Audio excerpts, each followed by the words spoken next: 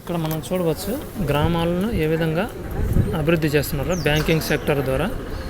మరి గ్రామాలను అభివృద్ధి చేయాల్సింది కాంక్రీట్తోన ఆహార ఉత్పత్తికి ప్రధాన కేంద్రాలైన గ్రామాలను అభివృద్ధి పరచవలసింది. ఆహారాన్ని అభివృద్ధి పరచాలి, కానీ ఆహార వ్యవస్థను, ఆహార ఉత్పత్తులను అభివృద్ధి పరచాలి. కానీ వీళ్ళు ఏం చేస్తున్నారు, గ్రామాలను కాంక్రీట్ జంగలకు అభివృద్ధి పరిచే విధంగా హౌసింగ్ డిపార్ట్మెంట్ అనేది హౌసింగ్ లోన్, అంటే ఈ బ్యాంకింగ్ అనేది లోన్ హౌసింగ్ డిపార్ట్మెంట్కు అభివృద్ధికి లోన్లు కల్పిస్తూ ఉన్నారు.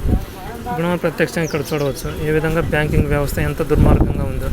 ఈ ప్రభుత్వం అనేది రావణ బ్రహ్మ అసురునిది కాబట్టి బ్యాంకింగ్ వ్యవస్థను కూడా రావణ అసురుని బ్రహ్మకి కొమ్ము కాస్తున్నట్టు ఇక్కడ మనం ప్రత్యక్షంగా చూడవచ్చు. ఇదే విధంగా కొనసాగితే గ్రామాల ఆహార ఉత్పత్తులు త్వరలో కూడా అంతమైపోతాయి. ఆ తర్వాత ఆకలి చావులు, ఇప్పటికీ ఆకలితో లక్షలాది మూగజీవులన్నీ అంతమైపోవడం జరిగింది.